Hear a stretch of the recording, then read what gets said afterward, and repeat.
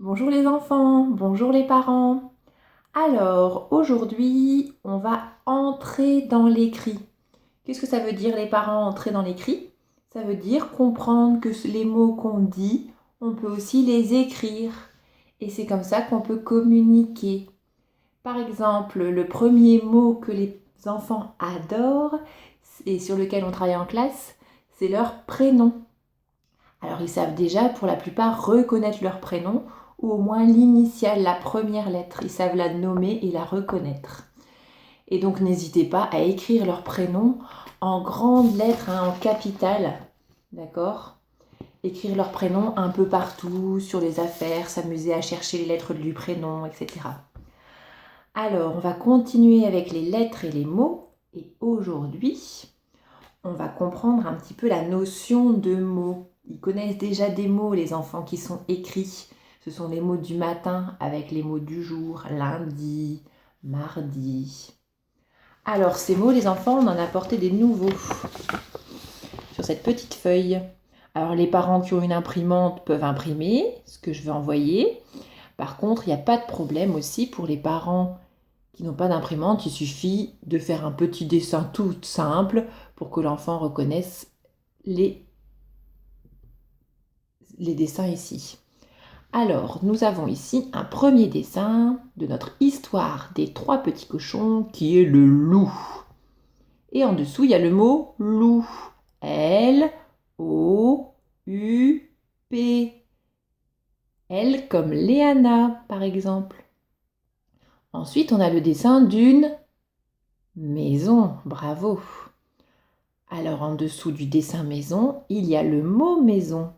M-A-I-S-O-N. Oh, on connaît bien la lettre M pour le mot mardi.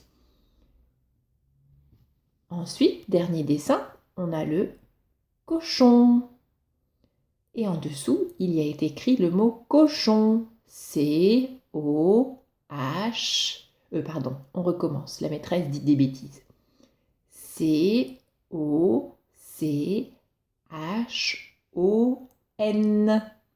Les deux lettres qu'on connaît déjà, le N de Noam. On connaît aussi le I d'Inaya et de Idrissa. Alors vous avez vu, il y a 3 dessins et il y a 3 mots. Et en dessous de ces 3 mots, il y a plein de mots.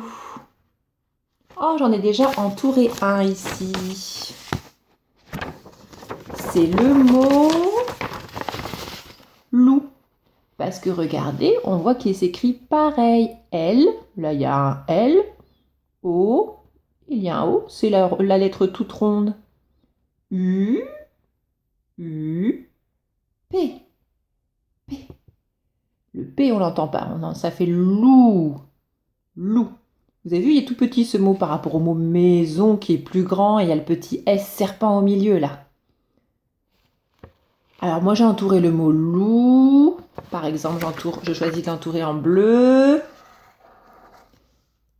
Et donc le mot loup ici, il est entouré en bleu. Après on peut choisir une autre couleur les parents pour le mot maison et une autre couleur pour le mot cochon. On peut aussi, si on veut, plutôt colorier. Si l'enfant préfère colorier que entourer. Parfois entourer c'est un petit peu difficile de faire la forme ronde autour. Alors voilà comment on aborde la notion de mots et de lettres en petites sections.